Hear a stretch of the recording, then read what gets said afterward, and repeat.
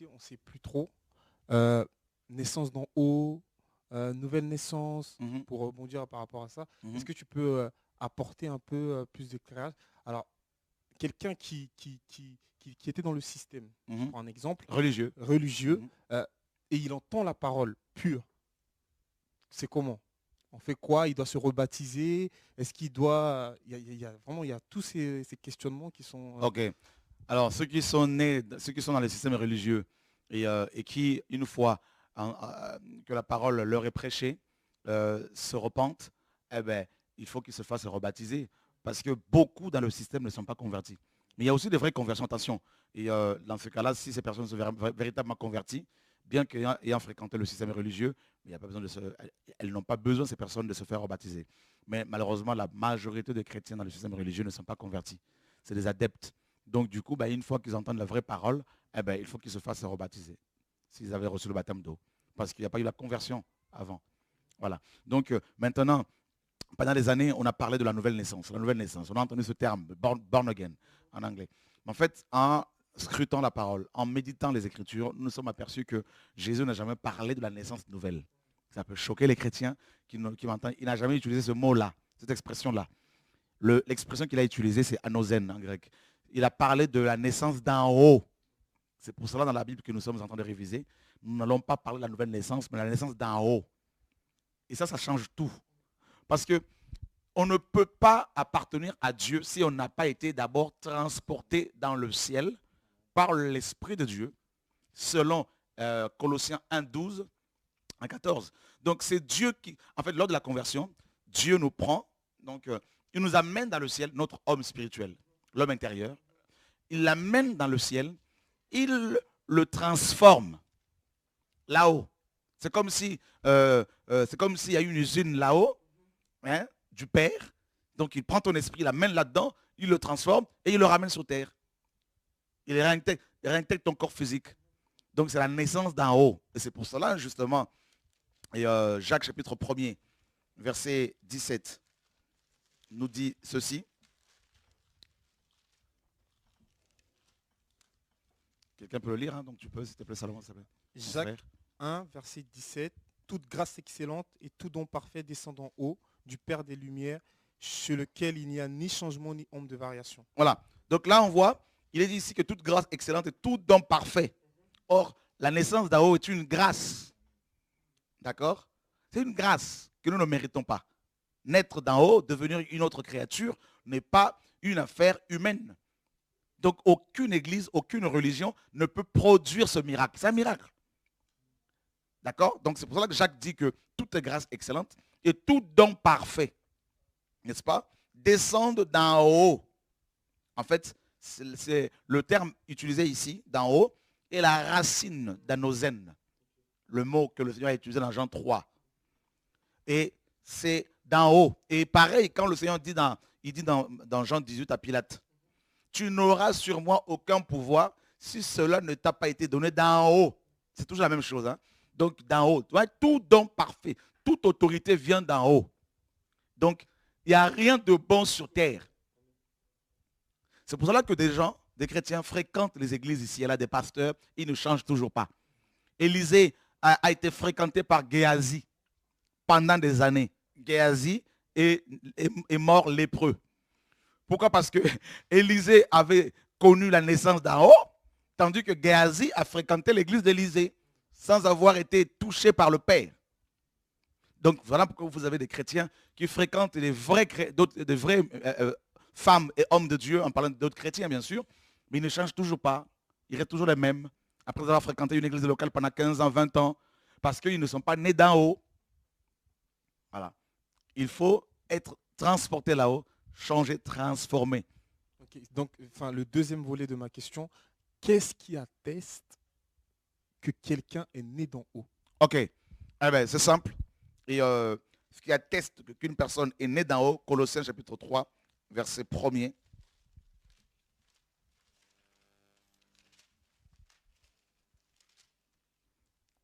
Au verset 4.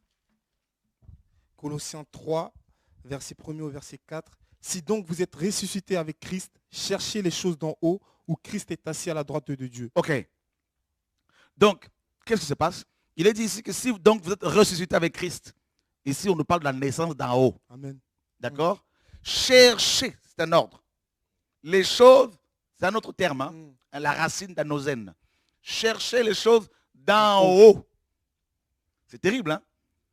Donc, celui qui est né d'en haut, cherche les choses d'en haut. Celui qui est né de la chair, est né d'en bas, cherchera les choses d'en bas. Tu peux développer un peu plus? On va développer. Hein? Là, tu me provoques. Là. Gloire à Dieu. Alors, c'est simple. La plupart de nos églises là sont nées d'en bas. C'est pour cela l'évangile qui est apporté, c'est l'évangile de la prospérité. Un évangile d'en bas qui t'accroche à la terre. Chercher à avoir des belles voitures, des belles maisons, de beaux bâtiments, tout ça. C'est les choses d'en bas. Vouloir tout le temps voyager à gauche, à droite, tout ça, la chose d'en bas. Mais celui qui est né d'en haut, son homme intérieur qui a goûté les choses d'en haut, n'est-ce pas, va commencer à aspirer aux choses d'en haut. Pourquoi? Il est dit que, justement, au verset 3, car vous êtes morts et votre vie est cachée avec Christ en Dieu. Or, Dieu habite les cieux, dans le ciel. Donc, parce que notre vie est cachée, la vie spirituelle, elle est cachée là-haut. Donc, du coup, celui qui est né d'en haut n'aime plus la terre, n'aime plus le monde, ni les choses qui sont du monde. Et parce que les choses d'en haut, c'est quoi? Les choses d'en haut, mes amis, c'est d'abord Dieu lui-même. Allons voir, mes amis, dans Hébreux, chapitre, ça c'est des passages que Dieu me donne comme ça. Merci Saint-Esprit. Hébreux chapitre 11. C'est pour cela que c'est mon meilleur enseignant. Nous sommes dans Hébreux 11. Nous lisons à partir du verset 8. Hébreux 11, 8. C'est par la foi qu'Abraham, lors de sa vocation, obéit et partit pour un lieu qu'il devait recevoir en héritage. Et qu'il partit sans savoir où il allait. Celui qui est né d'en haut, il suit Dieu sans savoir où il va. C'est ça la foi. D'accord? C'est-à-dire, il marche comme un aveugle, mais en fait, il n'est pas aveugle. Il ne sait pas où il va. Il sait seulement qu'il va au ciel. Mais sur terre, là, il ne sait pas. Et Abraham sort de la Mésopotamie. Donc, ça, c'est l'image de la terre. Pour aller quelque part. Mais il ne savait pas. Mais il a quand même obéi. Et ensuite, on nous dit, au verset, n'est-ce pas, 10. Car il attendait la cité qui a de solides fondements, celle dont Dieu est l'architecte et le constructeur. Alléluia. Les choses d'en haut, c'est la cité de Sion, la cité céleste, la nouvelle Jérusalem. On en parle très peu dans nos églises. Voyez? Très peu. Eh bien, celui qui est né d'en haut, il va aspirer. Pourquoi Abraham est sorti de la Mésopotamie? Parce que c'est une grande ville à l'époque. Il est sorti de là parce qu'on lui a parlé d'une cité dont Dieu était l'architecte et le constructeur. On ne parle pas de but de construction, tout ça là. Donc on lui a parlé de cette cité. Il a eu goût, il a goûté, il a vu cette cité. Il s'est dit, ben, je veux me diriger, je veux obéir au Seigneur. Comment voulez-vous que les gens cherchent les choses d'en haut s'ils ne les ont jamais vues? Aujourd'hui, tu as des projets avec ta future épouse. Pourquoi tu es allé la chercher loin? Parce que tu l'as vue. Tu ne peux pas épouser quelqu'un que tu n'as pas vu. C'est pour cela que demander aux gens de quitter le monde sans avoir vu le ciel, ils ne le quitteront jamais. Il faut qu'ils comparent. Il faut qu'ils balancent entre les deux. Vous comprenez un peu? Donc c'est pour cela que quand Dieu sauve quelqu'un, il l'amène au ciel, dans l'esprit. Son esprit, comme Paul disait, j'ai vu des choses là-bas qu'on ne peut pas expliquer. C'est pour ça qu'il dira, mourir m'est un gain. Beaucoup de chrétiens ont peur de la mort parce qu'ils savent pas ce qu'il y a après. Ils n'ont pas vu dans l'esprit, j'entends par là. C'est pour cela que ici Abraham est sorti parce qu'il a vu.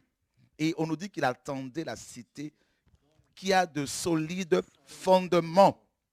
Donc nos pays, nos cités n'ont pas de solides fondements. Et la parole nous dit, mes amis, d'accord? Regardez au verset 13.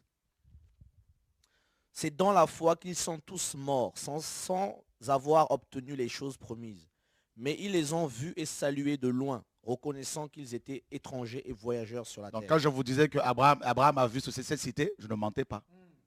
Il a vu. Il a salué.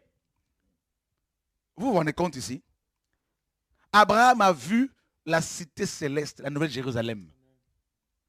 Donc quand on dit qu'il est le père de la foi, mais les gens comprennent mal les choses. Quand Paul dit que nous ne marchons pas par la vue, mais par la foi. Non, il parlait de la vue physique. Mais il y a la vue spirituelle. Il dit dans Colossiens 1, Éphésiens 1, 18, il dit que Dieu ouvre, illumine les yeux de votre cœur, afin que vous voyez, vous sachiez, vous compreniez. Donc, notre homme spirituel doit voir. C'est Dieu qui ouvre notre entendement. Comment voulez-vous que les gens comprennent même le message du retour à la parole s'ils n'ont pas goûté des choses, s'ils n'ont pas vu? C'est impossible.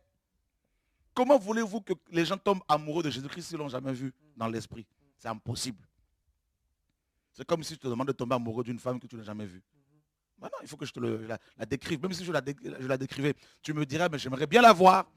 Et le jour où tu vas la voir, oula, tu vas commencer à l'embêter. Voilà. Et si notre femme vient, tu diras, non, non, elle n'est pas comparable avec celle que j'ai vue. Eh bien, Abraham a vu, le père de la foi. Si le père de la foi a vu la nouvelle Jérusalem, et nous, ses enfants, il faut aussi voir. Dieu m'a fait grâce de voir. Je ne sais pas vous, hein, pour vous. Mais en tout cas, je pense quand même que vous avez vu parce que nous, vous ne serez pas hein, dans l'esprit. Il a vu. On nous dit qu'ils sont tous morts comment? C'est dans la foi qu'ils sont tous morts. Ça, c'est une bonne mort. C'est une vraie mort. Une bonne mort. Il faut mourir dans la foi, pas dans le péché. Vous voyez? Ils ont vu, ils ont salué de loin. Coucou, la nouvelle Jérusalem. Coucou, la nouvelle Jérusalem. Tout ça.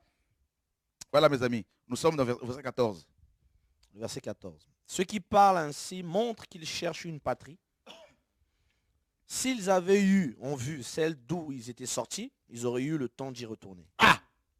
S'ils avaient eu en vue, c'est-à-dire si leur regard, leur vision, leurs yeux étaient focalisés sur leur pays, ils se seraient repartis là-bas. Retournés. Vous comprenez? Donc, un chrétien qui est né d'en haut a les yeux levés vers le ciel. Je lève les yeux vers les montagnes. D'où me viendra le secours. Voilà. Et le secours me viendra de l'Éternel. C'est ça qu'il faut comprendre, chrétien, vous qui nous suivez ce soir. Il faut détourner vos yeux des choses de ce monde. Il faut se focaliser sur le ciel, frères et sœurs.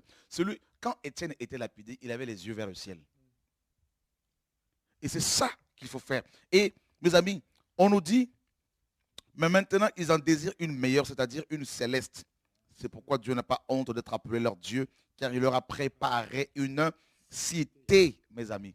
Donc les choses d'en haut, c'est d'abord ça. C'est Dieu d'abord, ensuite la cité céleste, mon ami Salomon. Et quand on voit, une fois qu'on a vu la cité céleste, eh bien, qu'on nous lapide, qu'on nous critique, on ne s'arrête plus dessus.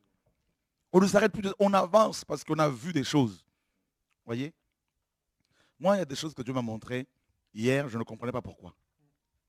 Avant qu'il y ait la persécution, avant même que je ne commence le ministère, il m'a donné plusieurs visions. Il m'a amené dans la Nouvelle Jérusalem, il m'a fait visiter le ciel, et des jardins là-haut, tout ça. J'ai vu beaucoup d'archanges, beaucoup d'anges. Je ne comprenais pas.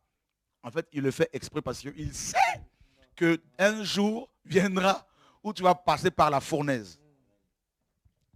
Et si je n'avais pas vu ces choses, eh ben, j'aurais dit, eh ben, Dieu, c'est compliqué la vie chrétienne, je préfère faire marche arrière. Hein? Eh ben oui. Regardez l'athlétisme, les athlètes. Pourquoi, mes amis, les footballeurs, tout ça là, ou les athlètes, tout ça là, malgré les combats, les épreuves, pourquoi ils tiennent ferme? Parce qu'ils savent, ils ont vu la coupe. Ils ont vu comment la coupe est belle et c'est en or. On leur a parlé des chèques, des gros chèques qu'ils vont toucher. Même s'il y en a un qui est blessé et qu'on lui dit il était blessé, sort. Il dira non. Il va aller voir un médecin pour dire mets-moi une piqûre là, tout ça là, bien pour que la douleur disparaisse juste pendant le temps du match.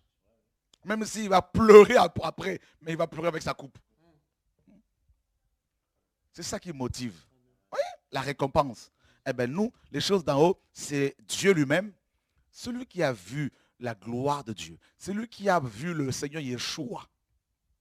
Paul dit quoi? Paul dit quoi dans Colossiens, dans Philippiens 3? Il dit, ces choses qui étaient pour moi des gains, je les ai regardées comme de la boue. À cause de l'excellence de la révélation de Jésus-Christ, la connaissance de Yeshua. Tu vois, tu ne peux pas regarder le monde comme de la boue. Tu ne peux pas regarder les belles femmes et dire elles sont moches si tu n'as pas vu la beauté de Jésus-Christ. C'est ça qu'il faut comprendre. Donc, beaucoup font marche arrière parce qu'ils n'ont pas vu. Ils n'ont pas vu. L'aveugle qui était né aveugle dans Jean 9. On en a parlé un tout petit peu hier. Pourquoi, mes amis, cet homme a résisté à la pression des pharisiens? Parce qu'il avait vu Jésus. Il était aveugle. Il entendait parler de Jésus, mais il n'avait jamais vu. Job a dit quoi? Mon oreille avait entendu parler de toi. Là, c'est quand on l'évangélisait certainement. Maintenant, mon œil t'a vu. La femme samaritaine, elle est allée dans la Samarie, elle a dit, venez voir un homme qui m'a tout dit. Ces hommes avaient déjà d'abord entendu, mais quand ils sont arrivés, qu'ils ont vu les yeux de Jésus, ils ont vu ses cheveux, ils ont vu sa coupe, ils ont vu sa robe, ils ont vu sa démarche, ils ont vu sa manière d'être. Ils ont dit à la femme samaritaine, maintenant ton ministère est fini ici. Ton ministère s'achève ici. Maintenant, ce n'est plus à cause de toi. Donc, toi, c'est du passé. J'aimerais aussi que tu me dises, frère, c'est bien. Toi, c'est du passé. Maintenant, c'est Jésus. C'est ça l'évangile, frère et sœur. Tu vois? Nous l'avons vu et entendu nous-mêmes, sans intermédiaire. Et c'est ça le message, mes amis. C'est ça l'évangile. Ceux qui voient Yeshua ne sont plus idolâtres. Mais on a vu nous-mêmes. Ce que le frère nous prêchait aujourd'hui, on le voit nous-mêmes.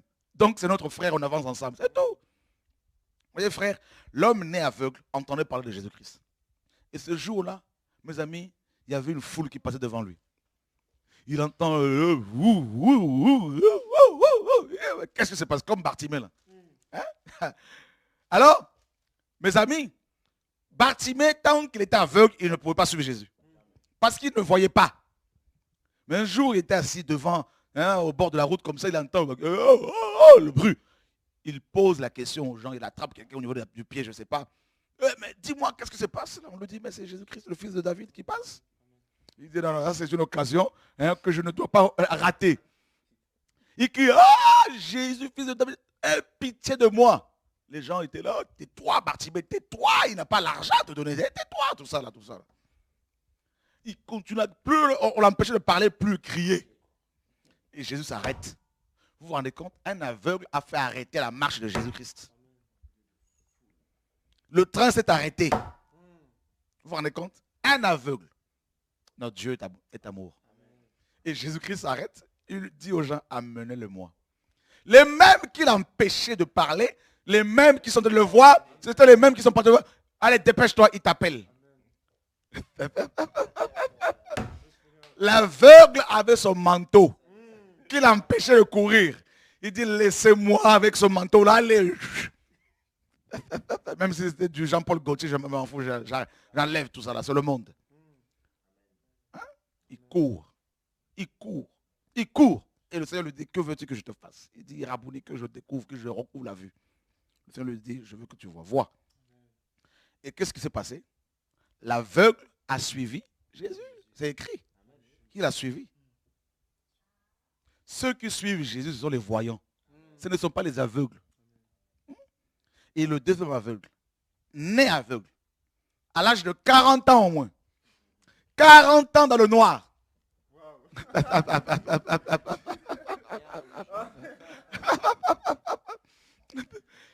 Et les religieux, quand ils passaient, je suis convaincu que les pharisiens ne lui donnaient pas une petite pièce, tellement qu'ils étaient cupides. Et ce jour-là, les apôtres disent à Jésus-Christ, parce qu'ils passaient aussi devant le monsieur, vous n'avez pas remarqué le Seigneur, à chaque fois, il passait devant les malades. À chaque fois. Et il est magnifique. Et l'aveugle, les apôtres disent, qui a péché? Qui a péché? Le Seigneur dit, non, personne n'a péché ici. C'est ni lui ni ses parents. C'est moi qui ai permis cela, afin que ma gloire éclate. Il va cracher par terre, dans Jean 9. Il fait de la boue Alors que le gars était aveugle. Le Seigneur rajoute encore une couche. Il était encore doublement aveugle. Et il lui dit, va au réservoir de Siloé. Le problème, c'est que cet aveugle n'avait jamais été au réservoir de Siloé. Il ne connaissait pas l'adresse. Il n'y avait pas de GPS. Il n'y avait pas de tom-tom. Jésus n'a pas dit, Pierre, accompagne-le. Il dit à l'aveugle, toi, va. La parole de Dieu, quand on la reçoit, quand on est aveugle, elle nous éclaire la parole. Frère, l'aveugle s'est levé. Il n'a pas posé des questions. Non, mais Seigneur, c'est comment? Mais attends, mais Jésus-Christ ne pouvait-il pas d'un seul coup le guérir? Il fallait que la foi de cet homme soit, mes amis, activée. Complètement activée. Et là, le gars se lève. Il va se laver.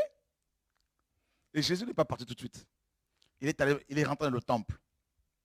Il a laissé l'aveugle seul débattre avec les pharisiens.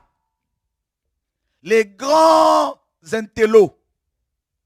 Frères, non, ceux qui défendent les enfants de Dieu, ce ne sont pas les grands pasteurs. Ce sont des ex-aveugles. Ce sont des clochards, des SDF. C'est pour ça que nous parlons de la vue. Il faut voir Dieu, mes amis, à l'œuvre. Alors là, j'aime bien cette parole-là. Je voulais revenir dessus. Dans Jean 9. Regardez, frères et sœurs. Oh, Dieu est magnifique. Jésus vit en passant un homme aveugle de naissance. Ses disciples lui posant cette question. Rabbi, qui a péché, cet homme ou ses parents pour qu'il soit né aveugle? Jésus répondit, ce n'est pas que lui ou ses parents aient péché, mais c'est afin que les œuvres de Dieu soient manifestées en lui. Il faut que je fasse, tandis qu'il est jour, les œuvres de celui qui m'a envoyé. La nuit vient où personne ne peut travailler. Pendant que je suis dans le monde, je suis la lumière du monde. Après avoir dit cela, il cracha à terre et fit de la boue avec sa salive. Puis il appliqua cette boue sur les yeux de l'aveugle et lui dit, va et lave-toi au réservoir de Siloé, nom qui signifie envoyer. Il a envoyé un aveugle à mission. Hein? C'est terrible ça. Donc, il y a là, on n'a pas dit qu'on l'a accompagné. Il y a là, se lava et s'en retournant, voyant clair. Ses voisins, voilà les premiers combattants. Les premiers qui nous attaquent, ce sont les voisins. Ceux qui sont proches, ce ne sont pas ceux qui sont au loin. Ceux qui nous ont vus hier, aveugles, et qui ne veulent pas nous voir autrement. Les voisins d'abord. Et ceux qui auparavant l'avaient connu comme mendiant disaient, n'est-ce pas là celui qui se tenait assis et qui mendiait? C'est comme s'il disait, il aurait dû rester mendiant. Hein? Et assis. Les uns disaient, c'est lui. Pourtant, c'était ses voisins. Hein? C'est lui. D'autres disaient, non. Mais il lui ressemble. Donc, imaginez ça, nous sommes sur Internet ici. Hein? Nous sommes sur YouTube, Dailymotion, nous sommes sur Facebook. C'est des discussions, c'est des blogs, hein? C'est c'est terrible, des réseaux sociaux, tout ça là. Chacun derrière son ordinateur, chacun est en train de commenter. Là, nous sommes, mes amis, sur un forum de discussion. Il n'y a rien de nouveau sur la terre. Non, c'est lui. Non, ce n'est pas lui, il a changé. Mais il lui ressemble. Il lui donne plusieurs identités.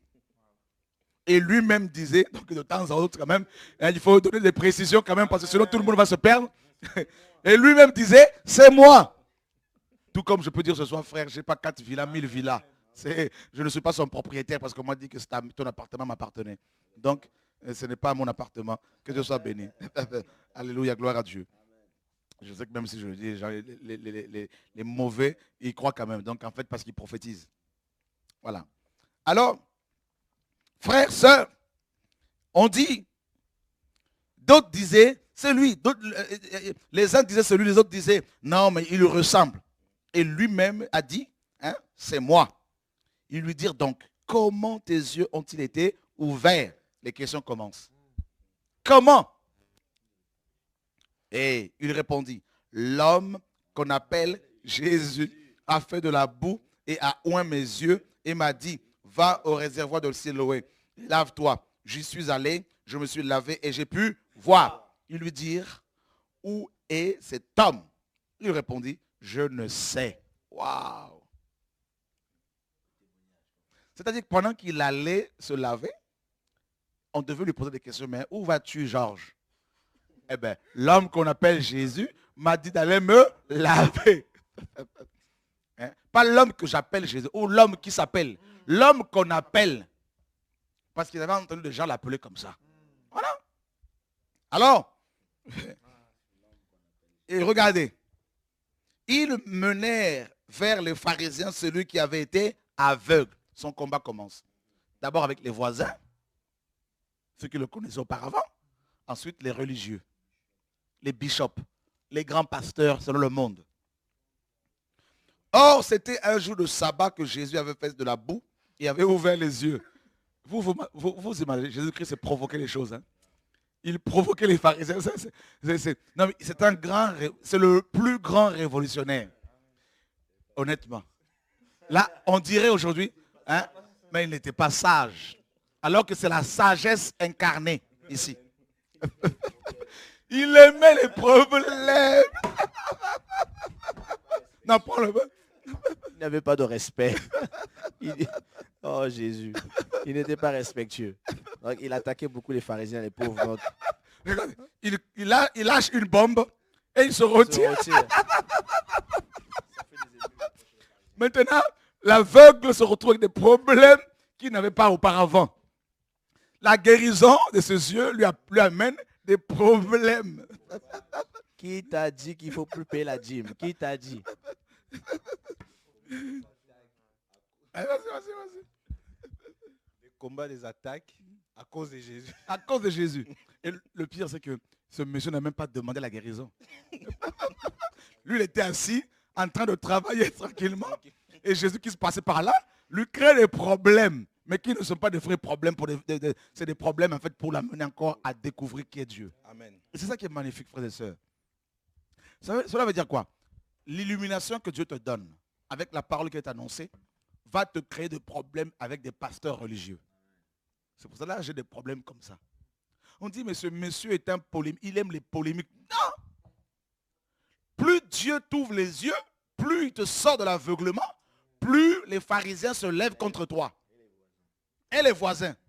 Donc plus tu vois et plus on attaque, on nous attaque. Plus tu vois, plus on t'attaque. On ne veut pas qu'on voie en fait. On ne veut pas que les gens voient. C'est ça qu'il faut comprendre. Plus Dieu m'ouvre les yeux. Hier, c'était la dîme. Aujourd'hui, Dieu dit que ce n'est plus la dîme. On dit non, avant, il prenait la dîme. Moi, je prenais la dîme de qui?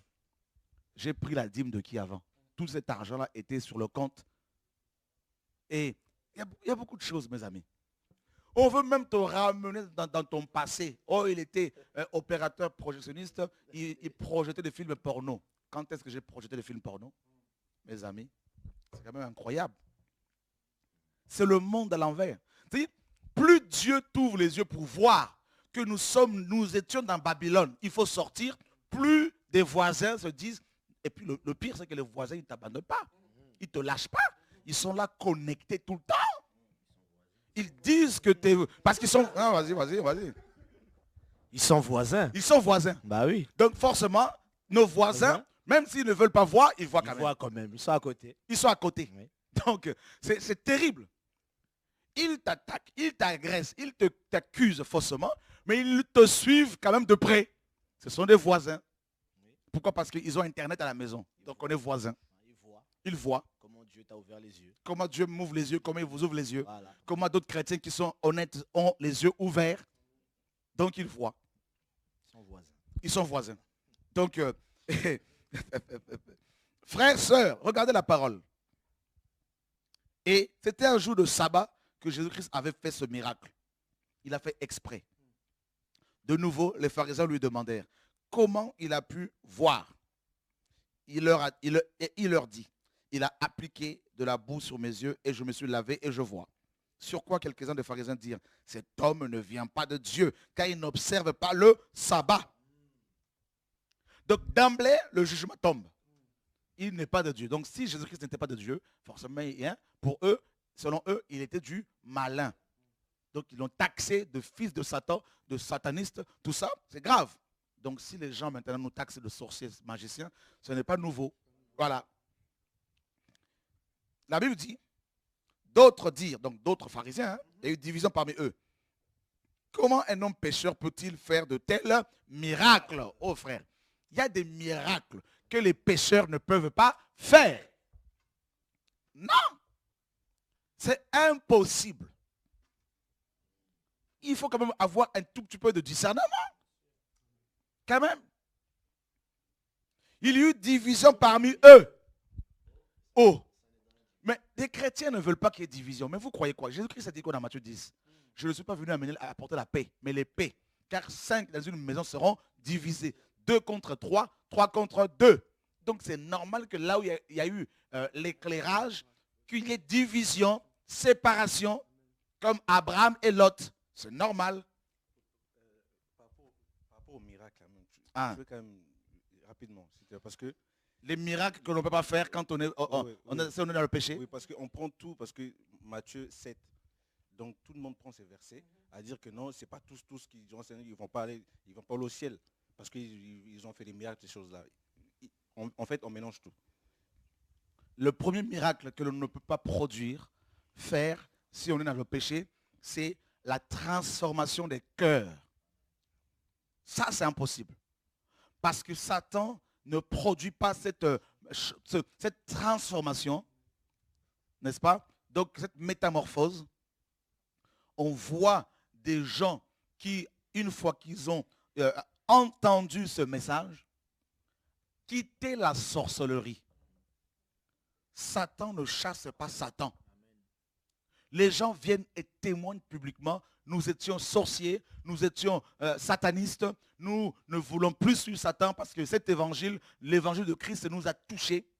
Et ils se convertissent, ils reçoivent le baptême. Rien que ça atteste que le ministère est ce ministère, celui qui opère de telles choses, est de Dieu. Même moi, je suis un témoin. Donc, voilà. Je suis venu ici dans ce ministère. Bon, donc j'ai été changé. Amen. Par Dieu. Amen. Parce qu'il y a Dieu. Amen. Voilà. Amen. Ça, c'est le plus grand miracle. Ensuite, il y a le fait que qu'il y ait des couples restaurés, hein, des couples qui sont au bord du divorce, que Dieu restaure, des gens délivrés. Hein, parce que Satan ne guérit pas. Satan ne fait que déplacer les maladies. Il n'enlève pas. Il n'y a que l'agneau de Dieu qui ôte le péché. Quand on voit des gens qui viennent et qui disent, moi j'avais telle maladie, tout ça là, et la maladie a disparu, avec des preuves médicales, il n'y a que Jésus-Christ qui peut faire de telles choses, et tout ça, parce qu'on voit ces personnes par la suite être totalement guéries. Ce n'est pas comme si des gens avaient des maladies qui étaient déplacées, et puis 2 jours après, il y a autre chose qui apparaît. Non. Mais le plus grand miracle, c'est ces conversions authentiques, ces jeunes qui quittent le péché sexuel, qui quittent le monde et qui suivent Jésus-Christ de Nazareth. Mes amis, ça c'est terrible. Et c'est pour cela, ici, quand on a vu le changement de cet homme qui est passé de la mendicité au temple, adorant Dieu, eh bien frère, ça c'est quelque chose, parce que ici le temple, c'est l'image du royaume. Il est sorti du monde pour être dans le royaume de Dieu. Et ça, là où il y a la gloire, la Shekinah. C'est vraiment un puissant miracle. Et la parole nous dit que, au verset 17, il y a eu division parmi eux. Donc il y a division parmi les pharisiens. Ils dirent encore à l'aveugle, toi.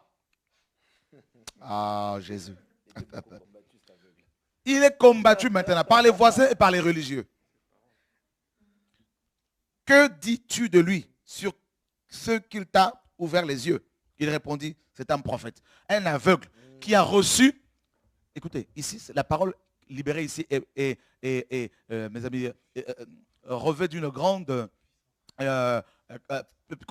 considération et prophétique. Hein, parce que l'aveugle a reçu l'illumination que Yeshua est le prophète dont il est question, dont Moïse a parlé dans Deutéronome 18, verset 15, où il est dit clairement que Yahweh, votre Dieu, suscitera parmi vous un prophète comme moi. Donc l'aveugle a reçu cette révélation. Et ça, c'est terrible. Alors que ceux qui étaient censés la recevoir, ces pharisiens, ces grands docteurs, étaient passés à côté à cause, mes amis, de la chair, de l'orgueil. Et c'est un aveugle qui n'avait jamais été dans une école rabbinique qui reçoit que Yeshua était le prophète annoncé par Moïse. Allons voir cela. dans Deutéronome 18.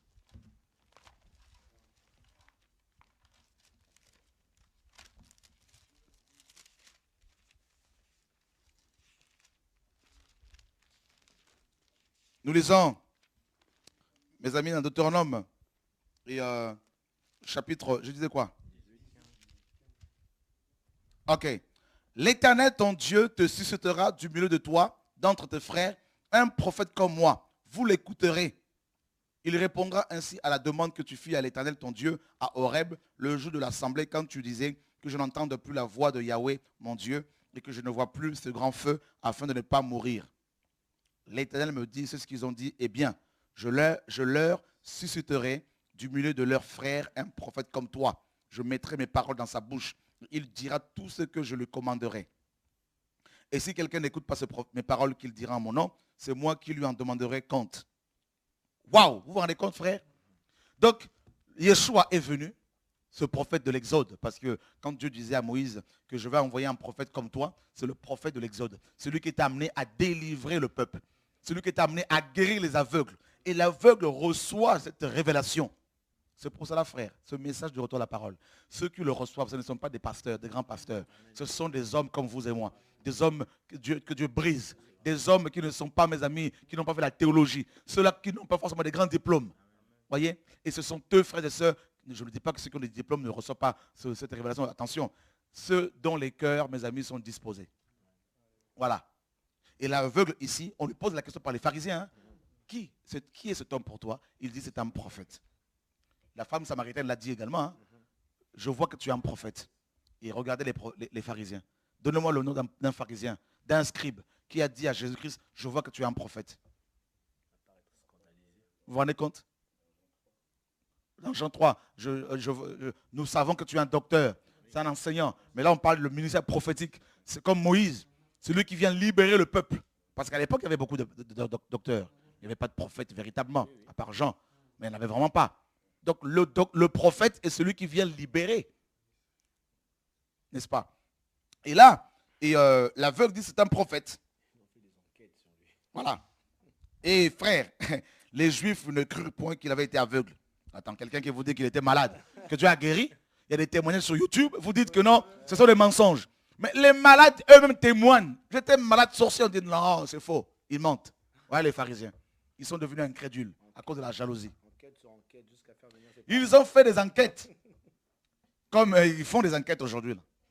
Ils font des enquêtes, ils cherchent là-bas, là, tout ça. Là. Ils font des investigations, de recherche de mes amis, tout ça. Et ils disent à l'aveugle, ils vont l'interroger, tout ça, ils vont chercher ses parents. Ils n'ont même pas cru qu'il était aveugle. Et ses parents, ils avaient peur. Ils ont dit, oui, c'est notre fils. Mais interrogez-le parce qu'il a de l'âge. Hein? Ce n'est pas notre affaire. Même ses parents ne voulaient pas prendre position pour la vérité, pour leur fils. Et ça, c'est grave. Et ils craignaient d'être exclus de la synagogue. Frères et sœurs, les pharisiens appelèrent, verset 24, une seconde fois l'homme qui avait été aveugle. Et ils lui dirent, donne gloire à Dieu. Nous savons que cet homme est un pécheur. Jésus de Nazareth. Qu'est-ce qu'ils ne vont pas dire sur les enfants de Dieu?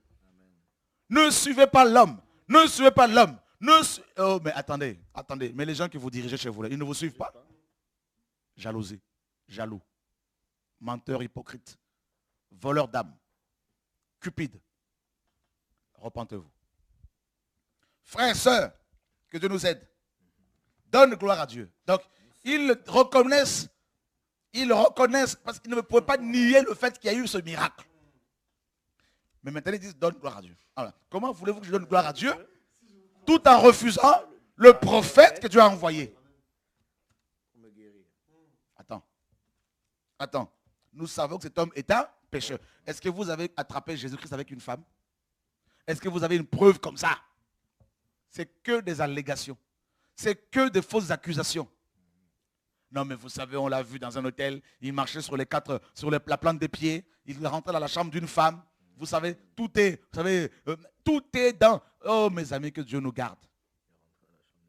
Il est rentré dans la chambre d'une femme. Il a fait ci, il a fait ça, tout ça. Il n'y a pas de problème. Donnez les preuves. C'est facile d'accuser un frère sans preuve authentique. Ils accusent Jésus-Christ ici. Il le traite de pécheur. C'est grave. Donc si on traite trésor de pécheur, les chrétiens ont peur. Si on dit Chora est un gourou, est un voleur, sorcier, tout ça, les chrétiens que vous êtes, vous commencez à trembler. Oh là là, peut-être que... Mais Jésus-Christ que vous suivez, que nous suivons, on l'a traité ainsi. Mais c'est biblique. La parole est claire. Oh Dieu, sauve-nous. Alors l'homme dit, il répondit, s'il est un pécheur, je ne sais. Moi je ne sais pas. Mais je sais une chose, c'est que j'étais aveugle et que maintenant je vois. C'est ça le plus important, c'est ce que beaucoup de chrétiens disent aujourd'hui. Vous dites que ce frère a 1000 villas.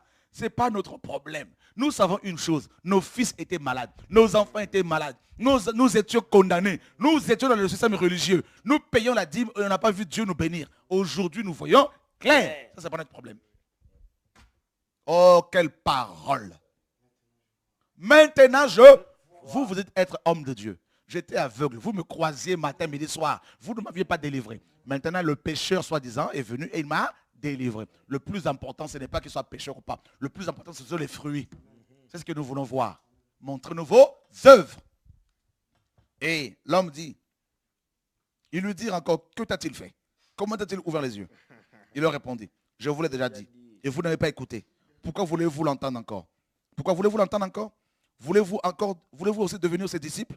Ça veut dire que cet homme était déjà devenu disciple de Jésus-Christ. Et il était en train d'évangéliser. Il l'injuriait et dire, c'est toi qui es son disciple. Nous sommes disciples de Moïse. Nous savons que tu as parlé à Moïse. Mais celui-ci, nous savons d'où il est. Voilà. Qui est son père spirituel? C'est qui?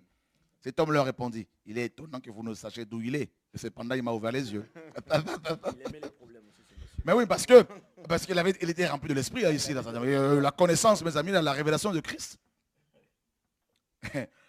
Il dit, il est étonnant que vous ne sachiez d'où il est. Pourquoi il dit ça, à votre avis? Parce que c'était les chefs. Ils avaient, n'est-ce pas, des dossiers sur tout le monde. Il dit, mais il est étonnant quand même que vous ne sachiez d'où il est. Pourtant, vous connaissez tout le monde ici. Mais je sais une chose, c'est qu'il m'a délivré. Nous savons que Dieu n'exauce. Il commence maintenant à les enseigner. Voilà un aveugle qui commence à enseigner les voyants. Nous savons que Dieu n'exauce point les pécheurs. Mais si quelqu'un l'honore et fait sa volonté, il l'exauce. Jamais on a entendu dire que quelqu'un ait ouvert les yeux d'un aveugle né. Si cet homme ne venait de Dieu, il ne pourrait rien faire. Ils lui répondirent, tu es né tout entier, pas à moitié. Ils l'ont encore calomnié, le pauvre. Tu es né tout entier. En fait, ici, ils lui ont sorti son dossier. Tu es né tout entier dans le péché et tu nous enseignes. Ils le chassèrent. Oh Dieu de gloire. Jésus a appris qu'il l'avait chassé.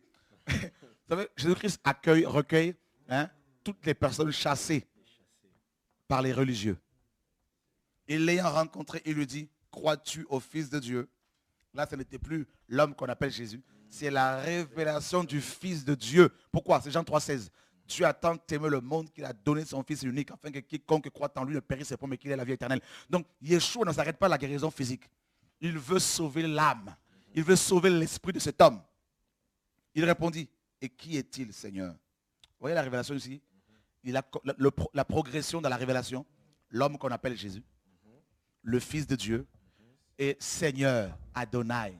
Là, c'est le royaume. Sauveur et Seigneur. Ah, qui est-il, Seigneur, afin que je croie en lui? Tu l'as vu, lui dit Jésus. Et c'est lui qui te parle, c'est lui. Il dit, je crois, Seigneur. Et il l'adora. Ah, j'aime ça. Là, c'est la finalité. Vous voyez la progression? La progression, l'homme qu'on appelle Jésus. L'objectif de la délivrance, de la guérison, c'est quoi? Ce n'est pas de repartir dans le monde. C'est de progresser dans l'intimité avec Dieu, dans la connaissance de Dieu. Et l'aboutissement de tout ce que Dieu fait, c'est quoi? Dieu veut qu'on l'adore simplement. Il nous sauve, il nous guérit, il nous libère, il nous sort de la religion, il nous sépare de faux frères, de faux chrétiens, pour qu'on l'adore en esprit et en vérité. Il adora. Un aveugle qui adore. Et on n'a pas vu Jésus-Christ dire ne m'adore pas. Il est Dieu. L'adoration lui revient. Comment voulez-vous que les gens adorent Dieu sans avoir expérimenté son amour? C'est impossible. Puis Jésus lui dit, je suis venu dans ce monde, pour un jugement, pour que ceux qui ne voient point, pour que ceux qui ne voient point voient, et que ceux qui voient deviennent aveugles. Quelques pharisiens qui étaient avec lui, ayant entendu ces paroles, lui dirent, nous aussi sommes-nous aveugles? Jésus leur répondit, si vous étiez aveugles, vous n'auriez point de péché. Mais maintenant, vous dites, nous voyons, c'est pour cela que votre péché subsiste. Voilà, c'était des pécheurs. Maintenant, ils voulaient accuser Jésus-Christ. Il accusait d'être pécheurs, alors qu'eux-mêmes, c'était des grands pécheurs. Des menteurs, des orgueilleux. Frères et sœurs, c'était juste une exhortation pour nous montrer à quel point, mes amis, la parole est vraie. Nous devons nous focaliser sur le Seigneur, frères et sœurs. Et souvenez-vous de cette parole de Jean 9. À chaque fois que Jésus-Christ va vous ouvrir les yeux pour vous amener dans une dimension nouvelle, vous aurez affaire à des voisins, vous aurez affaire à des gens qui vous ont connus hier, qui vont vous combattre, qui vont vous accuser faussement de sorciers, gourous, magiciens, qui vont s'associer. Les ennemis d'hier deviendront des ennemis simplement à cause de votre onction pour vous attaquer, pour vous calomnier. Mais ne vous arrêtez pas sur eux, faites l'œuvre du Seigneur. On reconnaît un arbre à ses fruits. Frères et sœurs, au nom de Yeshua. Si Dieu permet, frères, cette semaine, si Dieu permet, nous vous parlerons du bâton de la verge d'Aaron qui avait fleuri. Parce que chacun aujourd'hui a sa verge, mais il n'y a pas forcément des fruits dessus. Donc, à cause de la jalousie, des uns des autres se lèvent, mes amis, pour vous combattre, vous, enfants de Dieu. Mais tenez bon, Yeshua n'est pas loin. Oui, nous reconnaissons que nous étions aveugles. Dieu nous ouvre les yeux au fur et à mesure. Et nous reconnaissons, frères, que nous sommes rien. Dieu seul, à Dieu seul, la gloire, la louange et l'honneur. Au nom de Yeshua. Que Dieu vous garde, qu'il vous bénisse. Et nous vous donnons rendez-vous demain sur TV Radio de Vie à partir de 20h30 pour une émission spéciale avec Loufiane et l'équipe du Pain Quotidien. Et ils vont vous témoigner, vous donner des témoignages de ce que Dieu fait ici et là. Et ils vont aussi vous faire, vous qui soutenez beaucoup le Pain Quotidien des orphelins, ils vont vous faire le bilan de leur travail, de la gestion également des finances que Dieu leur donne à gérer. Et que Dieu soit béni parce qu'il y a beaucoup, mes amis, de faux frères qui se lèvent, des serpents, des faux chrétiens, comme Paul le disait dans Philippiens 3, des chiens. C'est comme ça que Paul définit les faux chrétiens, les faux ouvriers, mes amis, qui se lèvent. Et Dieu confond, mes amis, leur projet. C'est normal que les enfants de Dieu soient persécutés. Paul disait que nous sommes au milieu d'une bonne et d'une mauvaise réputation, n'est-ce pas? Au milieu de la gloire et de l'ignominie, c'est biblique. Chrétiens, levez-vous, levons-nous et faisons l'œuvre du Père avec détermination. Au nom de Yeshua, nous n'allons pas nous taire. Nous allons faire avancer l'œuvre du royaume, l'œuvre du Père. Et je tiens vraiment à vous encourager, vous tous qui aimez la vérité, qui intercédez pour nous. Nous menons ce combat. C'est aussi pour des générations futures, frères et sœurs. Et alors tenons ferme, avançons dans l'œuvre du Seigneur. Nous ne sommes pas intimidés, au contraire. Frères, avec tout ce que Dieu fait, nous ne pouvons que, mes amis, aller de l'avant. Parce qu'il confirme l'appel qu'il nous a adressé. Notre objectif aujourd'hui, c'est quoi? D'ici 3 à 5 ans, nous voulons imprimer près d'1 million de Bibles. Et nous croyons que Dieu va nous donner les moyens pour le faire. Et déjà, 10 000 exemplaires sortiront bientôt. Les choses avancent, frères et sœurs, on avance petit à petit. Soyez violents afin d'entrer dans mon royaume.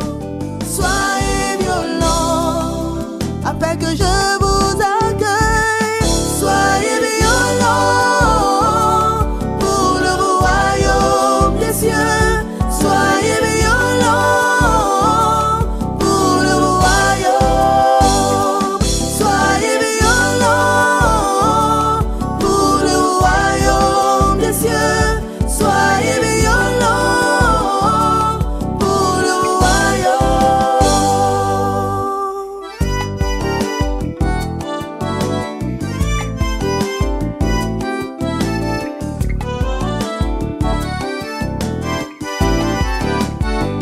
Ne soyez pas de ceux qui écoutent la parole sans la mettre en pratique. Ne soyez pas de ceux qui écoutent la parole sans la mettre en pratique. Ce sont ceux qui la pratiquent qui seront justifiés. La parole que vous entendez vous jugera. Ce sont ceux qui la pratiquent